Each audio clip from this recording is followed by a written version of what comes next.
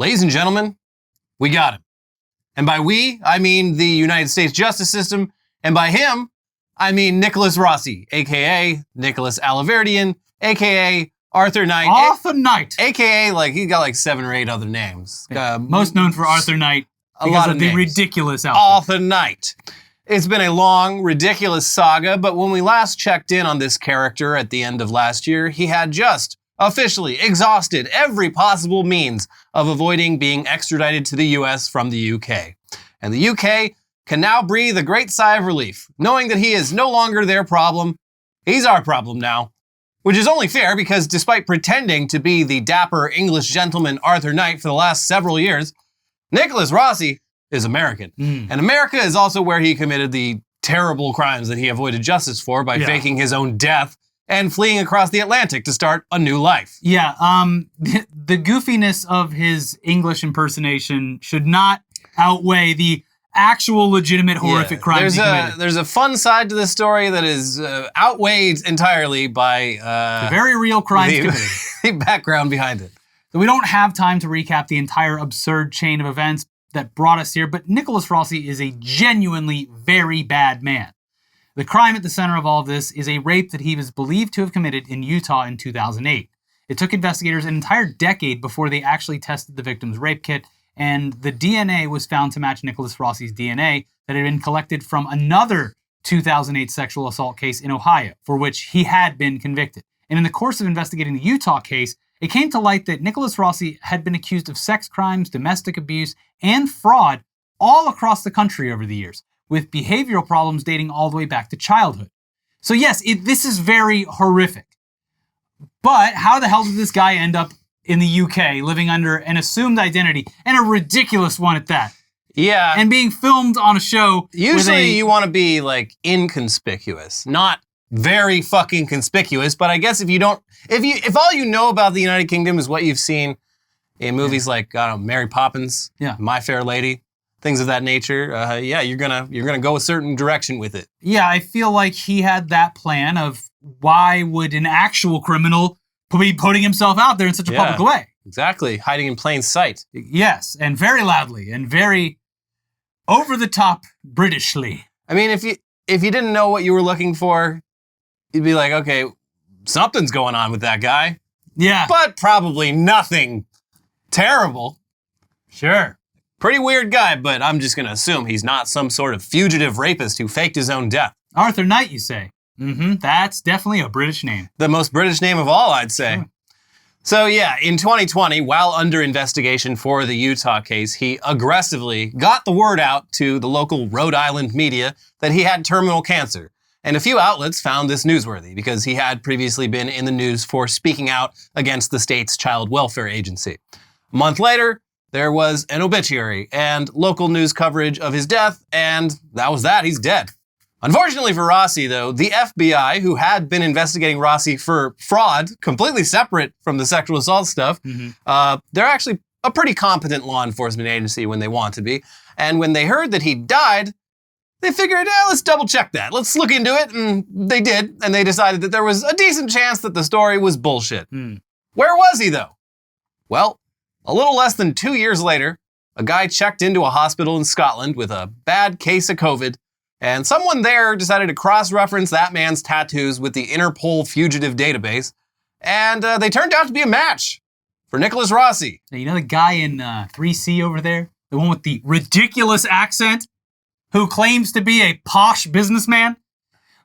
We should probably at least do the due diligence here of running his tattoos through the database. Like, you hear this and you're like, wait, are they cross-checking everyone's tattoos against the Interpol database? I'm like, probably not. Probably only for people who just have an air of suspiciousness around them the second you start talking to them. Yes, my name is Arthur Knight. Yes, it looks on the forms on my bed, it does look ridiculous because it is clearly listed as Knight Arthur, but you could see how that's just a bit of fun my parents were having. Yeah, we have fun here. Anyways, double check that guy. Yeah, maybe just take a look. Well, they got him, except the guy they arrested spoke with obviously something resembling an English accent and insisted that he was Arthur Knight.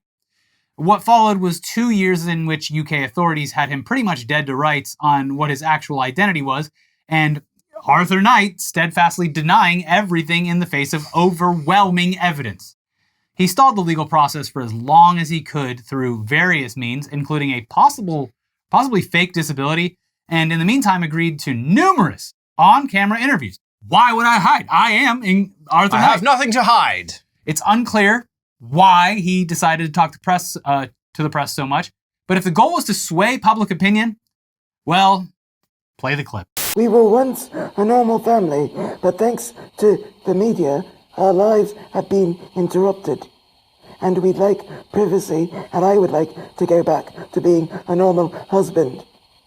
But I can't, because I can't breathe, I can't walk. People say that's an act. Let me try to stand up. Let me try to stand up. Exactly. Exactly. What do you say to someone who believes that you are Nicholas Alaverdi? I am not, Andrea, I am not Nicholas Alaverdi, and I do not know how to make this clear. What do you say to people who say these are crocodile tears? He's putting on a show. This is all an act. Oh, Andrea, no, that's a low blow. That's a right low blow. Never gonna get tired of that clip. Nope. So yeah, that is, clearly an innocent man, just an average English bloke, wrongfully accused of a horrible crime. He should be down at the pub having a nice room temperature ale right now instead of going through this horror show Waiting for this all to blow of a over. legal travesty. Mhm. Anyways, this commitment to the bit was something that we had wondered about. Now that the UK courts had determined once and for all that he was Nicholas Rossi and had shipped him back to America, would he keep up the Arthur Knight Act? Our guess was that yes, he would, because he's in too deep. And we now have a definitive answer. Here is Nicholas Rossi's first U.S. court appearance since being extradited. My name is Arthur Knight Brown. My date of birth is 22nd of the 11th, 1986. Your Honor, Tamara Vasquez for the state. This individual has been extradited, and he has not admitted his name or birth date accurately, and so I don't think we're going to be successful on that today either. It's also known as... Objection, my lady.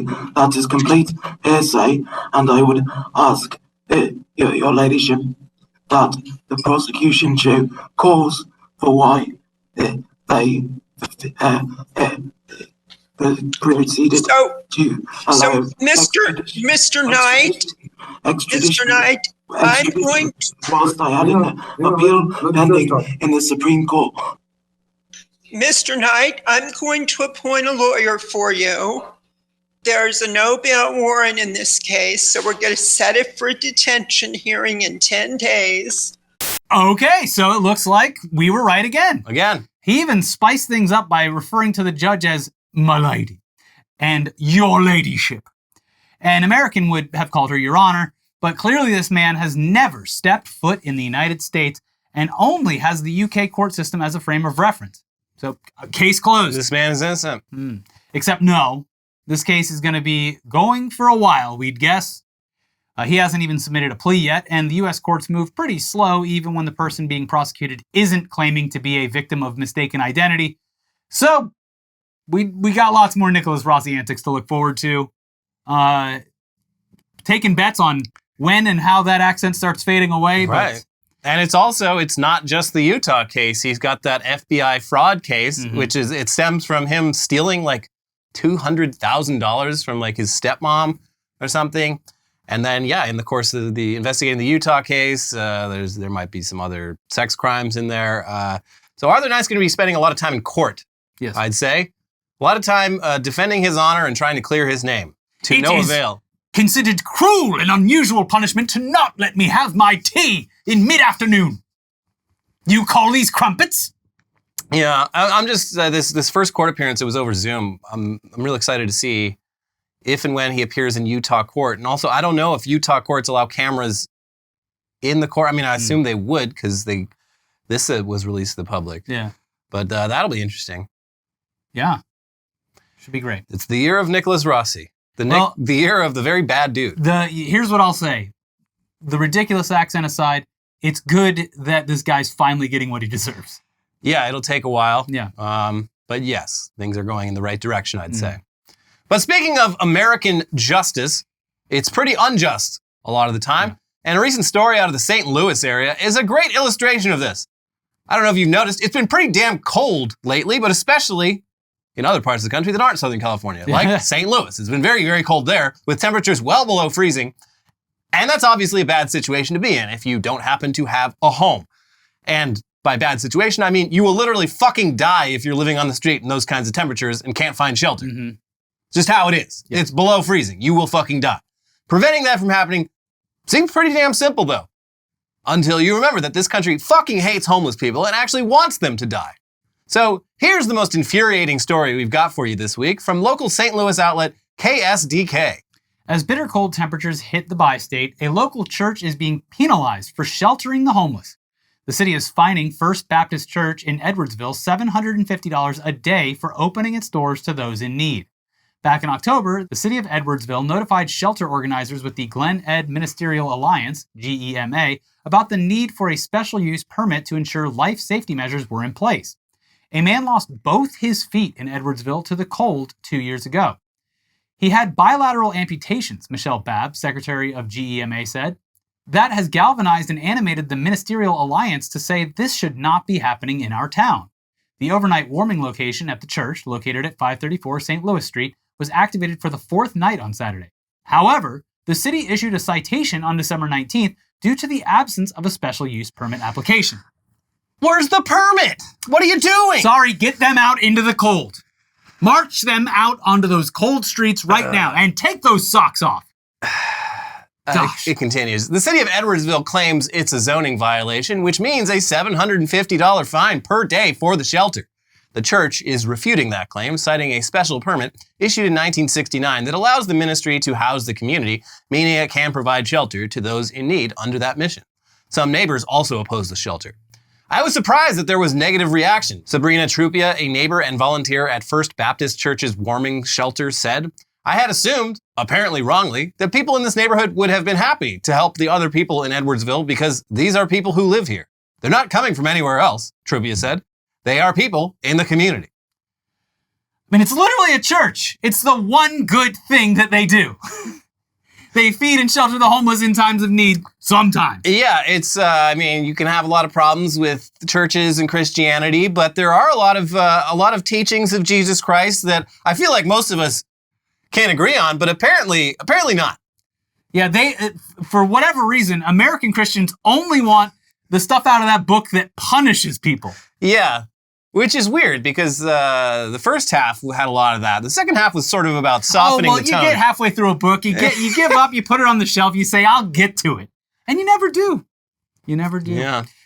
It's a giant building, a church, that can fit lots of people in it. And clearly they weren't, they weren't over-encumbered by all of these people. It's only doing church services at certain times of the week for like hour or two at a time. Mm-hmm. Otherwise, it's empty. Like, I don't know, in the middle of the night. Just big old roof, big old room. Yeah. Seems pretty convenient. Yeah.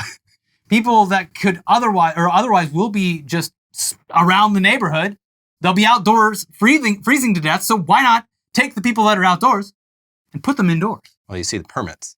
Yes. You don't have permits. And yet permits exist for a reason. And it sounds like the church probably should have gotten the proper permits a few months ago when they had the chance. But who the hell cares? This is like those stories that pop up frequently in Orlando, Florida, of all places, about like the local Food Not Bombs and other food organizations giving out extra food and food that they've prepared to the homeless. Can't do that. That happens here, actually, too. No, it happens. This story is something that happens frequently. Mm-hmm. It's just in the middle of a cold snap, it's like especially egregious. These people will die. Yeah. Like, it's not just shelter from the elements. It is shelter from, like, certain death. Yeah. Well, so why does the city care more about permits than it does about human beings in danger of freezing to death? Why is this church even in a position where they're the ones providing this kind of shelter? It's just an absolutely maddening glimpse at the dystopia that we already live in and that is increasingly getting worse. Yeah. Yeah, I haven't looked into it, but I'd be very curious. What is this city, what is this local government doing about this? Because it sounds like they're doing nothing. The cruelty is the point. Hey, we fixed the homeless population. Yeah. I mean, when we had Rick Caruso, when we had our last mayoral election like 2-3 years ago, people get fucking weird when you start talking about the homeless. Mm-hmm. The Los Angeles subreddit, it's all flowers and rainbows until someone brings up the homeless, and then it's fucking Heil Hitler. It's fucking weird. People treat homeless people like they're inhuman. And it's like, yeah, no one likes being around that kind of poverty. For one thing, it makes you feel bad. Mm-hmm. But like, these are people that exist in your community. Yeah. And if it's 20 degrees below zero, they're going to fucking die. If a church is opening its doors to take care of this, what you consider a problem, and it is clearly a problem because they could die, why would you want that to stop?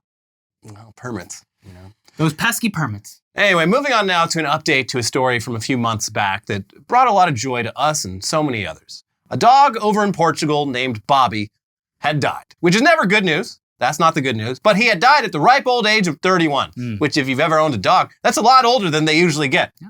You're lucky if you get half that much. And knowing that a dog had managed to survive for 31 years immediately generated interest from people who wanted to know the secrets to extreme canine longevity. And it also generated a Guinness World Record, with Bobi's 31 years surpassing the previous record of 29 years set by Bluey, the Australian cattle dog, back in 1939. And the namesake of That's the inspiration? Yeah. Wow. Cool. Yeah.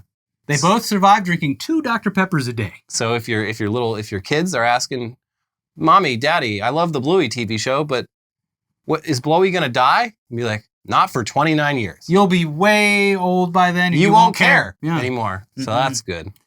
So yes, wow, crazy, except not long after Bobi's death was reported, the naysaying experts immediately came out of the woodwork to cast doubt upon Bobi's accomplishment. It simply wasn't scientifically possible, they said, and photos and videos of Bobi did not indicate a dog of such advanced age. In fact, they showed a dog that appeared to be overweight and therefore statistically less likely to live a long life.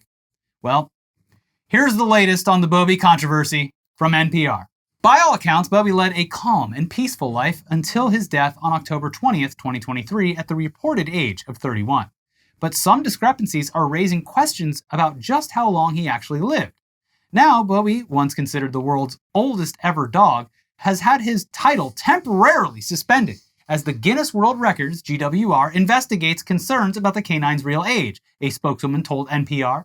As of Tuesday, the group said it is reviewing evidence on file, while also looking for new information and reaching out to experts and those linked to the original application. Bobi, you have been stripped of your title. This is so unfortunate, specifically for the people that work at Guinness, because usually they just write up a little form and they're like, hey, wow, look at that, put it on your wall. All right, have a good day. People, like, it's so funny that, like, the Guinness World Records is, first of all, even still a thing, but, like, second of all, has, like, any weight really to it, because the story of the Guinness World Records is literally, the Guinness and Guinness World Records is the same Guinness as the Guinness beer. Like Michelin stars and Michelin tires. It's, because it's back in, like, the fucking 1890s, people used to get in arguments down at the bar. They didn't have cell phones. They didn't have the internet. Mm-hmm. They get in arguments about, like, you know, the biggest ever, the longest ever, the best ever. And the people at Guinness, they're like, got a brilliant idea. We make this book and they put it in every pub. They can settle arguments. Yeah. And now here we are, like, 130 years later. And it's like, we have to investigate this dead dog. Well, at least that's an actual, like, legitimate world record instead of, like, a guy who invents something like, I can pop the most balloons with a pencil in 60 seconds or something stupid like that. So they're trying to be, like, legitimate with this. Yeah, good. But then at the same time, like, their prestige as an organization in the last, like, decade or so has fallen off so badly. Yeah. They're just giving, like, awards to...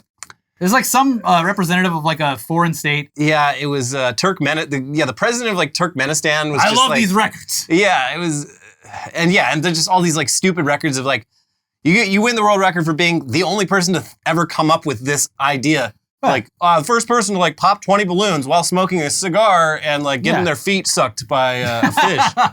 Okay. Yeah, no, like we used to do real things. Like specifically, America used to every year. Or every couple of years, they'd have the world's biggest pizza. Yeah. And then the homeless would show up and they'd say, no, we're throwing this thing away. No. Sorry, you can't have any of it. You don't have a permit. It would be wrong to give you food because then, you know, teach a man to eat pizza.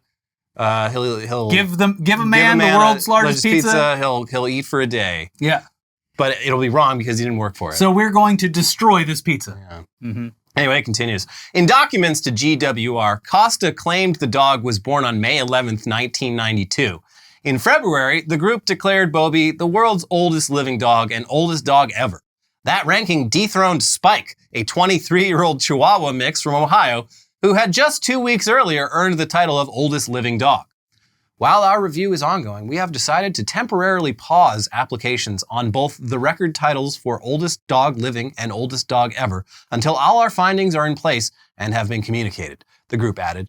Typically, Rafiro breeds have a life expectancy of 12 to 14 years. The Associated Press reports that GWR officials received correspondence from some vets questioning the dog's age and took note of public commentary from vets and other professionals.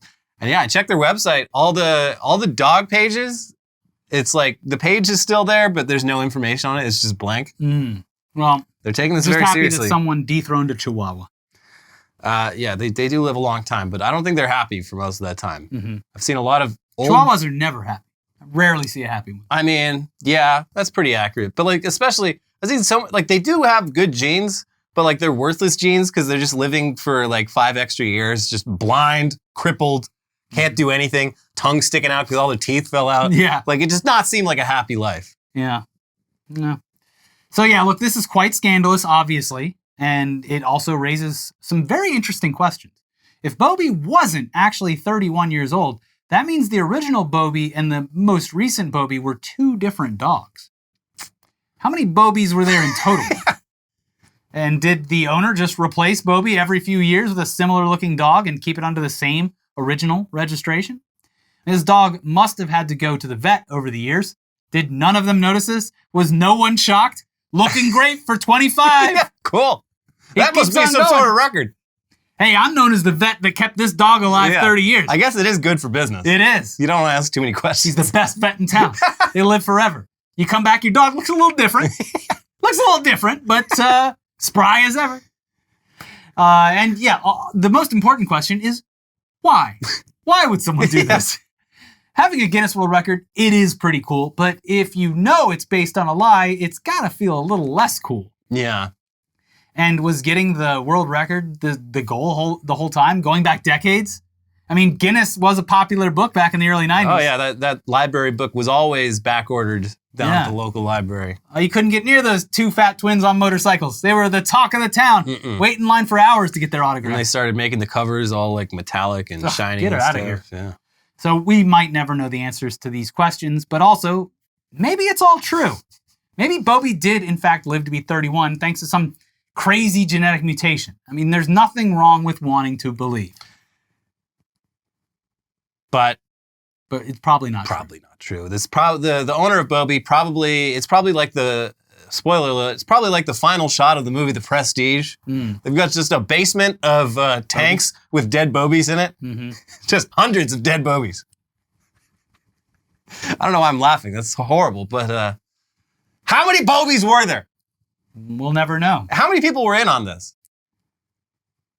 They need to start digging. There's going to be some like huge crime This net. is some local like conspiracy. Everyone's in on it. How deep does this go?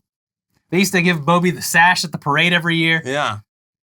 I mean, they could pull off something like this in what's that town? Idlewild. Yeah. With the dog mare. It's a golden retriever, and those dogs they're very interchangeable. The mayor has passed away, but we can't let the citizens know that they don't have a mayor. So we need to find a golden retriever that looks identical. Well, that's the thing. To this mayor. The Max, I believe its name was, the dog mayor of Idlewild, who I met just months before it tragically passed away. What did you do? Had 2 deputy mayors who looked identical. Yeah. And I was like, I mean, obviously the owner feels bad, but like they could have kept this under wraps. They could have kept Max alive for This is another centuries. thing that's just like the people just, the 90s just changed everything. They saw Air Bud and they were like, what if a dog could play basketball? What if a dog could run a city? Yeah. They saw Air Bud, and then years later, with the dawn of Wikipedia, they looked up how many fucking dogs died during the making of Air Bud, and it ruined all of that previous childhood enjoyment. So that goes back to Bobi. There is, in everyone's mind, one Air Bud. Yeah. But at the expense of many other Air Buds. Right. So It's maybe that kind of scenario. Maybe. How many Mr. Eds were there? Well, only one, if you ask me. The one on the TV that doesn't matter what episode it is. The one on the TV that would lick the peanut butter and move his mouth like he's talking. The famous Mr. Ed. Yeah. One Lassie. Only one Lassie. But speaking of dead animals, here's another update for you. Last week, we talked about a little section of sidewalk pavement in Chicago that had recently become something of a local shrine due to the fact that a dead rat had apparently ended up fatally stuck in the cement while it was still wet, and after decaying away, it had left a rat-shaped imprint in the road.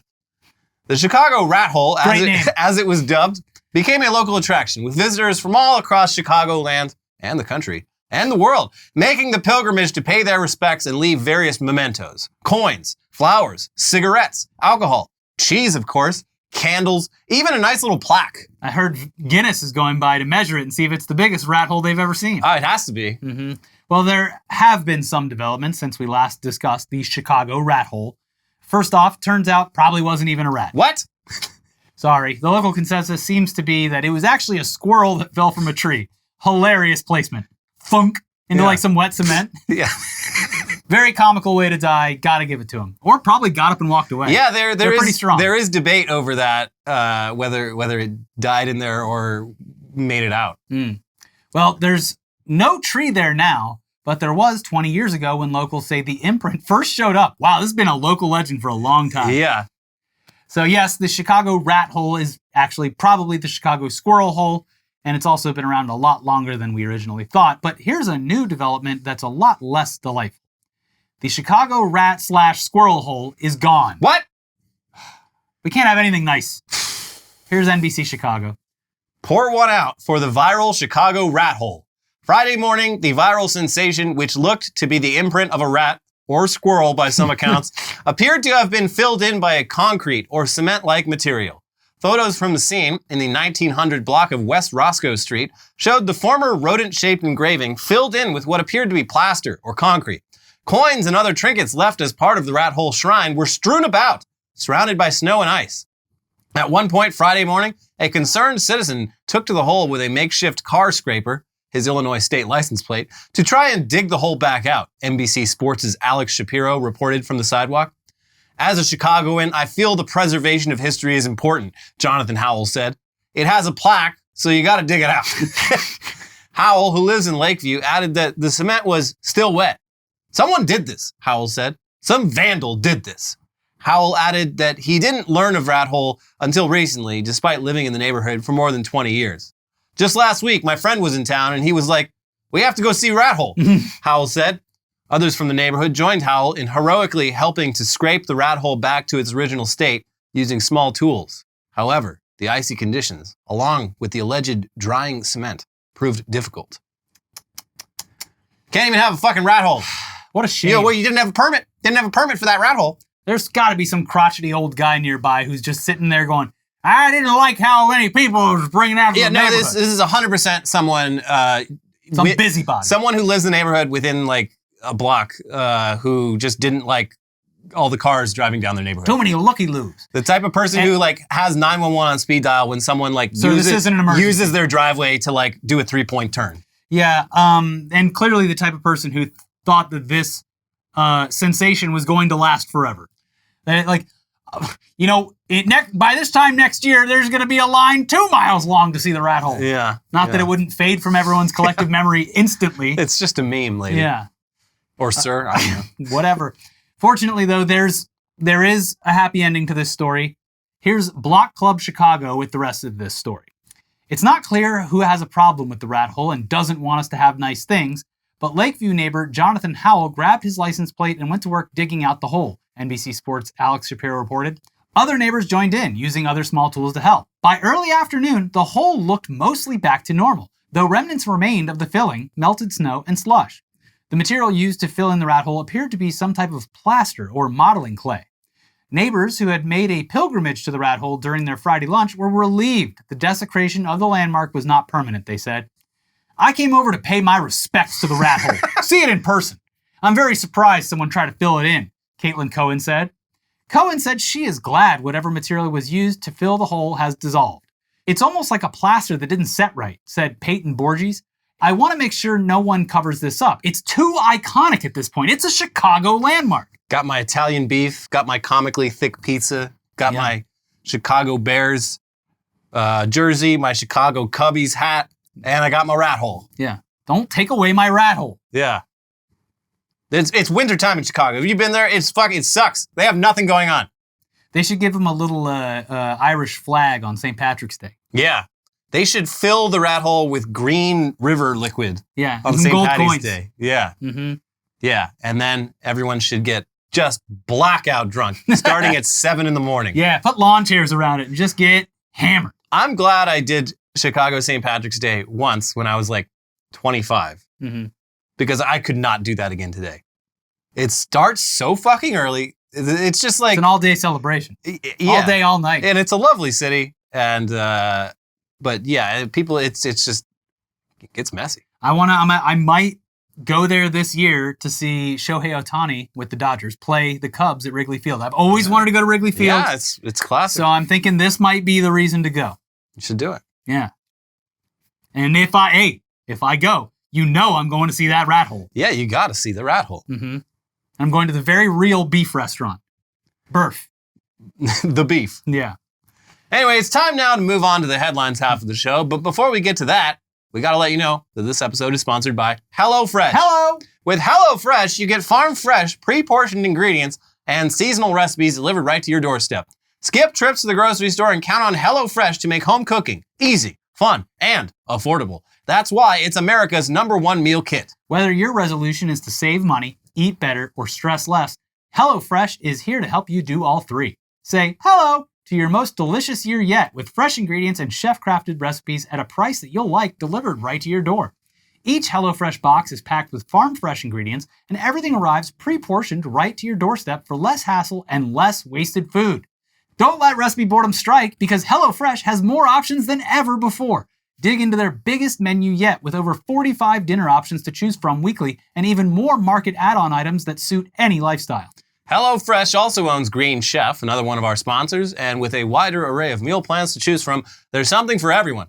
Some of our favorite HelloFresh meals this time of year are their hot and hearty dishes for these cold, dark nights. And some items on next week's menu that we'll definitely be checking out are the Hall of Fame chicken sausage spaghetti bolognese with zucchini and parmesan, and the beef and mushroom shepherd's pie topped with white cheddar mashed potatoes. Oh, marron! So good. Go to HelloFresh.com/weeklyweirdfree and use code weeklyweirdfree for free breakfast for life. What? One breakfast item per box while subscription is active. That is free breakfast for life. What? At HelloFresh.com/weeklyweirdfree with code weeklyweirdfree. HelloFresh, America's #1 meal kit. This episode is also sponsored by Bespoke Post. Make this year your most awesome yet with a box of awesome from Bespoke Post every month. The box of awesome is filled with carefully chosen gear from the best small brands around the world. Oh, let's see what I got this month. Ooh, so they sent me the Dulce box, and this is so cool. It's everything you need to make and serve authentic Mexican hot chocolate. Chocolate straight from Oaxaca, a ceramic chocolatera jug for heating things up on the stovetop, an authentic molinillo whisk for mixing and frothing the ingredients, and 2 ceramic mugs for serving. It's a great time of year for hot chocolate, and now I will never go back to just heating up packets of cocoa dust from the supermarket. No, sir. Whether you want to drink and eat more awesome, dress and travel more awesome, or explore more awesome, Box of Awesome has you covered this year. To get started, you take the quiz at boxofawesome.com. Your answers will help them pick the right box of awesome for you. It's free to join, and they release new items every month across a ton of different categories. When you become a member, you'll have access to stellar discounts across a plethora of products. We're talking 30% off sometimes. I love a good deal. It's a great deal. Plus, with each box of awesome, you're supporting small businesses. 90% of everything that comes in your box of awesome is from a small, up-and-coming brand. It's free to sign up, and you can skip a month or cancel anytime. Get a free mystery gift, mystery gift with your first monthly shipment when you sign up at boxofawesome.com and enter the code WEIRD at checkout. That's boxofawesome.com, code WEIRD, for a free mystery gift with your first monthly shipment. Boxofawesome.com, code WEIRD. All right, now we have the craziest, weirdest, most insane headlines from around the world this week, starting with American passenger bites flight attendant forcing plane to return to Tokyo, airline says. You can't take us anywhere. You can't take us anywhere. Yeah, this is, I mean, we joke about people going feral on airplanes, but I mean... That's because they didn't have a litter box. Biting, out. yeah. Was this some sort of American weeaboo furry who believes that they are some sort of vicious animal and also had a great trip to Tokyo with their family and believes that they are meant to live there, and the only way to turn this plane around was to bite the flight attendant? Was that what happened? Or was Maybe. or it was just some drunk asshole? Yes, that was someone on Ambien. In any case, Americans continue to be the worst passengers. We are a threat to ourselves and others. We are a threat to the world. We are a threat to the world. I mean, that's true Yes. in many ways. Yep. As individuals and as a country. That's right. Kanye West reportedly to drop 40-minute apology video to Jewish people ahead of Vulture's release. Yes. He has been working on an album. That's why he's been kind of quiet. Come to my listening party where I do my 40-minute apology to the Jewish people. So he had some listening event last month where he apparently ranted. He didn't go like explicitly anti-Semitic with it, but it was like, people were like, oh, okay, so he hasn't really changed too much. But yeah, I guess people have seen, he's already recorded this video, this apology video, and people have seen it and they're like, it is fucking bonkers. Like, that's just old-fashioned hype, Elliot. It's just like schizo posting, just rambling.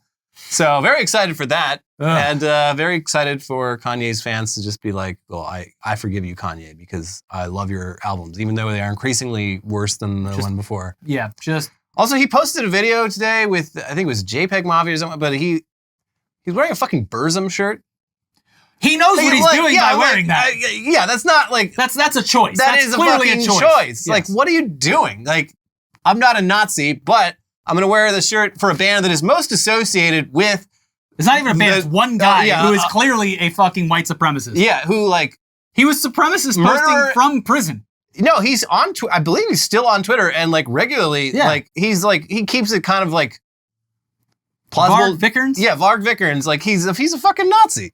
Yeah. Like full on. And aside from the many crimes he did. And if you asked him if he was a Nazi, he'd probably say, yeah. Or at least a white supremacist. He wouldn't say no. Yes. Yeah. Anyway, it's fascinating. So get ready for a new Kanye news cycle very soon. Because people are going to be like, wow, cool, I'm gonna dress like Kanye. And it's like... It's just, you can't wear the shirt. Look, when the album came, I've listened to a lot of black metal. It's fine. You can't really listen to it with knowing everything that came behind it. It's, problematic, to put it mildly. Publicly expressing your affinity for Burzum in like a photo shoot. And, very publicly and willingly. That's a fucking choice. Yes. Woo! Anyways, Google fixes map error sending cars down central Edinburgh staircase. Yeah. The GPS said? Yeah, multiple people. It's like big How old... small are these cars? I mean, it's a big staircase. Okay. It's like not as big as like the Spanish Steps in Rome, but it's like that kind of decorative urban staircase. Mm-hmm. And multiple people. Google's just like, turn here. And it's like, it's not even a road. You have to get your wheels up on the sidewalk. So people were like, all right. Well, they make these roads chunk. Oh, wait, what's different this? Over here. How was I supposed to know that I shouldn't do this? Like, yeah, it's wild. It's like, yes, obviously Google should fix this, but also a little common sense would go a long way. Yeah. Are people even like looking at the road, or are they just looking at their phone? I don't know. How does this fucking happen? This was a joke in The Office 15 years ago. Yeah. It just drives into a lake. Yeah. Which happened. Like that also happens like life, every fucking year. Anyway. You don't even need GPS or Google. An old person in a farmer's market, bad mix. Don't let these old people anywhere near a farmer's market with their cars. Yeah. We need bollards. We need bollards everywhere. The humble bollard. Yeah. I appreciate bollards. The humble bollard can stop pretty much anything. Yeah. Bill O'Reilly outraged after school district pulls his books under Florida law that he supported. It's absurd. I never thought they would do this to me. Yeah, he almost comes out and says the quiet part out loud, but it's like, it's literally just, oh, I thought they were going to get rid of all the like weird woke shit. Yeah. Not but my book. Not my book. Like one of which We were supposed to be punishing other people, not me. One of the books that was banned is like a book about like Jesus, and like I think it describes like the crucifixion in like great detail. And another one is about the attempted assassination of Ronald Reagan, which is all like, it's like, yeah, okay, like if we're gonna make rules for what's appropriate for children and really go overboard with it, like why the fuck would either of these books like make the cut? No, you idiot.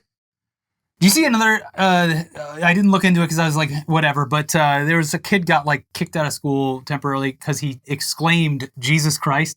Like he dropped, Jesus Christ. He got in trouble for that. He took the Lord's name in vain. Well, I thought we were trying to keep the Lord in schools. Yeah, which way is it? I talk about Jesus, you get mad. I don't talk about Jesus, you get mad. Come on. I'll pray on it. Jesus Christ. DeSantis presented with participation trophy in Iowa. We're proud of you for trying. This was those good liars. Yeah. Which is pretty much, I think, like at this point, the one good like lib comedy act. They do like those Daily Show style man on the street things, and they pretty good track record. I have not cringed once watching. Well, I cringed on behalf of their subjects, but not on behalf of them. The funny part is like Ron is not even that much older than us, so he definitely in his childhood literally got a participation trophy because, as we all know, the boomers invented them. Yeah, I played soccer for like, I don't know, 5 years as a child, and couldn't tell you if we won or lost. Hey, I got that trophy and a big pizza. I know I got a trophy about this big at the end of every year and a pizza party. And that was enough. Yeah. And I'll tell you, I got a wall full of these trophies, but if you had asked me, I would have, even then as a child, I would have said, I'm not good at soccer. Yeah. I'm very bad at this. No. These are just saying I did it. I was there. Yeah. I'm not under any illusions that I am good at playing soccer. Also, I hate remembering that like Ron DeSantis feels so much older than me. How old is he? I think he's like, I can look it up. I think he's like 45, maybe at most. Yeah. Huh. Ron DeSantis. I mean, that would put him in Gen X, I think, right? He's 45. Yeah, he gives off an older vibe than that. Yeah, I'd say so. Yeah. Well, maybe it's just because he's so tall. God, he's so much taller than he seems. There goes that giant Ron DeSantis. Especially, it seems like his calves in particular, those bones are just like, whoa. Yeah. How is that possible? Man's like a gazelle. Haley says, U.S. has never been a racist country. Meanwhile, like her running mate or opponent is literally calling her by her birth name in every fucking Truth Social post just to like. Vivek? No, Trump is. Oh, Trump. Yeah. Yeah, I mean, it is interesting that two of the candidates on the Republican side this year were Indian, one of whom like can't hide it, Vivek Ramaswamy, and very visually he's not going to pass for a white man. Nikki Haley, on the other hand, much lighter skin, and as a child decided to go by her middle name and got married and very proudly took that name and went from... And changed his name, too. Yeah, he used to be Bill, but now he's Michael. But went from like, obviously like foreign sounding name to Nikki Haley. And, but yeah, like it's one thing to say like saying the U.S. has never been a racist country. Factually incorrect. Is factually like it, and like I know the bar is high for saying that an entire country, like the country itself, is racist. Like it would be hard to make that case for a lot of countries. Fortunately for us, well, unfortunately, fortunately for me, trying to prove the point, the U.S. literally was founded on fucking slavery and genocide. Yeah, and you can't get around that. And not long ago. Yeah, not that long ago. In the span of historical events. Very recorded history. Like these central like policies of this country for its first like 100 years were like overtly genocidal and overtly like okay with slavery. Like shut the fuck up. Yeah. Also like this fucking tap dancing. You're never gonna be president. What are you doing? Have some self-respect. It's also this also stems from like the Civil War thing where like if you could just pull up the articles of like secession from like Georgia or any of the, and they're trying to take our slaves away. Yeah, it's this is government overreach. This was not a fringe thing. This was not like some people in the country are racist. Like the country itself was fucking racist. But that doesn't make her constituents very happy. Then vibes go along with Who it. are her constituents? The people of South Carolina, I guess. The proud people of Myrtle Beach. But like, she was governor there 10 years ago. Like, would the people of South Carolina even overwhelmingly choose her as president over Trump? Like, I'd fucking doubt it. Maybe it's like how you like a sports team and it's not very good, but you like them anyway. I don't know. I think she represents like just this lost contingent of Republicans who were, they're Republicans, but they're not Trump Republicans. And it's just like, she's the other option. You're done. Your time is over. Yeah. Sorry. Florida bill would make it defamation to accuse someone of racism, sexism, homophobia, and transphobia. Oh boy. Yeah. So marching really quickly towards that 45 plan or whatever was pitched. 2025 plan. Yeah. So this is be really interesting to see if and when this is implemented, because it's like accusing someone of any of these things, that is automatically like you can immediately sue them for defamation. I think Ron DeSantis is a transphobe. I do too. And I think he is probably a little racist. And he's definitely sexist. Yeah. I'm just getting it all out there now before it's illegal. He is all those things. Definitely homophobic. I would say.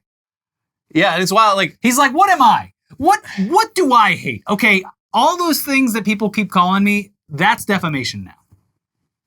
Yeah. So this is this will be very interesting. Definitely, it's always fun to see laws that are drafted just clearly, blatantly to have a chilling effect. No other purpose. They need to take these furries to the pound.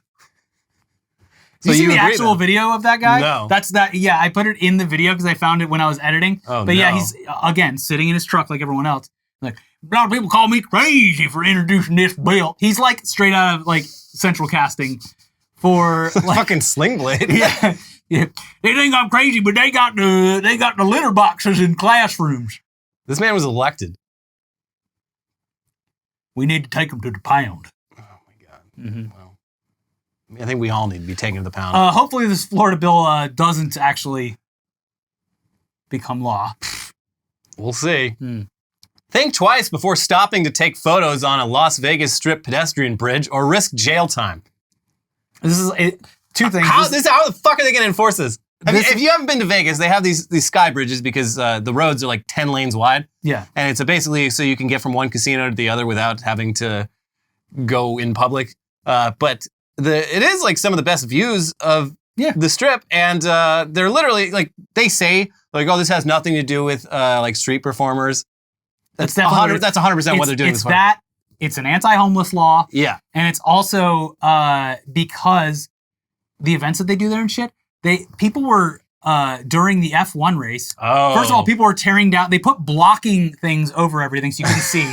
Yeah, because no way you're going to see this race for free. And then so what people were doing, then they stopped. They were like stopping and watching from the bridges and like you can't do that. So what people were doing were they were in lines that were constantly moving and going down the escalators, turning around, coming up the escalators, watching the race as they walked by slowly. That's very clever. Yeah, that's you would expect it to descend into chaos, but that's actually cool. People.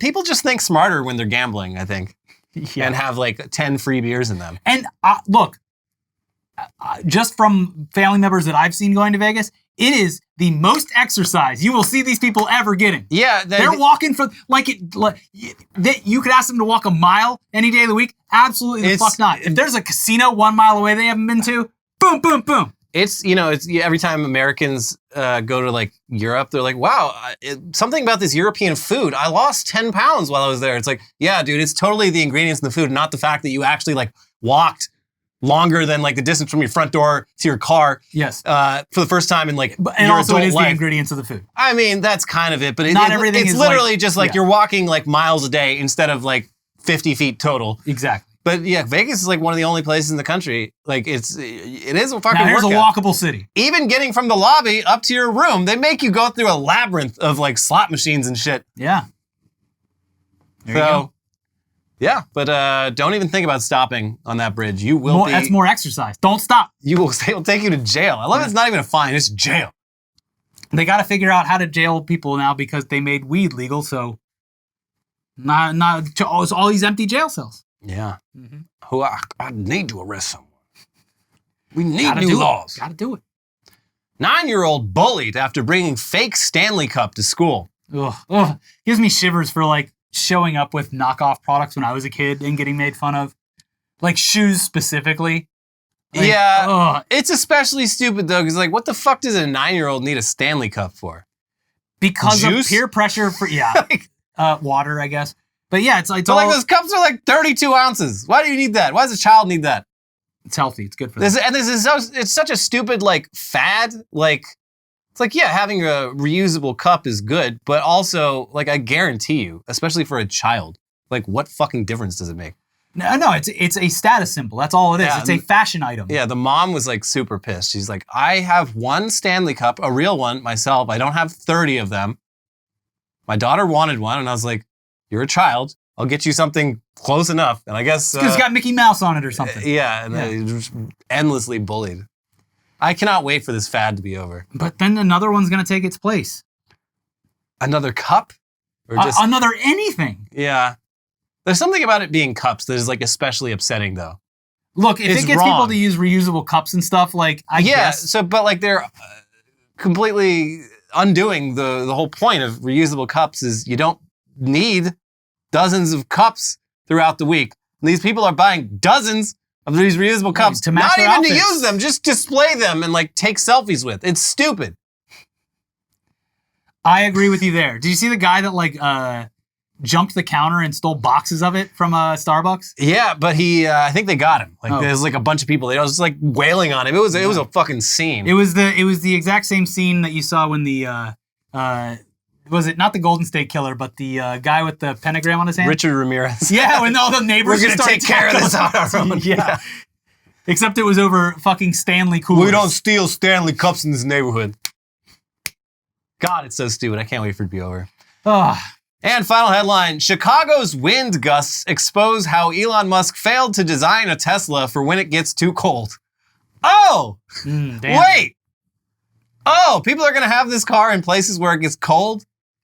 Yeah, it'd be a real shame if it was inaccessible and unable to charge. Yeah, this shit's fucking wild. Like people, like the chargers, I don't understand the science behind it, but the chargers don't work. And Chicago is an urban center, so it's not like these people don't have garages that they can like park the car in at night and charge it. The best was the guy where he has to like break his door open to get break the ice off Oh, to yeah. get to the handle that like extends the out. stupid over-designed handle where it's like, he's like, you can see the hesitation because he doesn't want to get his hand like chopped off by the handle like deciding to go the other way. Yeah. Yeah, it's Cool car. It's a very cool car. And I love how the Cybertruck, the way you open the door is you press a button and then the door opens a little bit and then you have to reach your hand into the crack and open it like that. No one's going to lose any fingers with that. What happened to door handles? Why does he hate door handles so much? I don't know. I don't know. Because they're not sleek.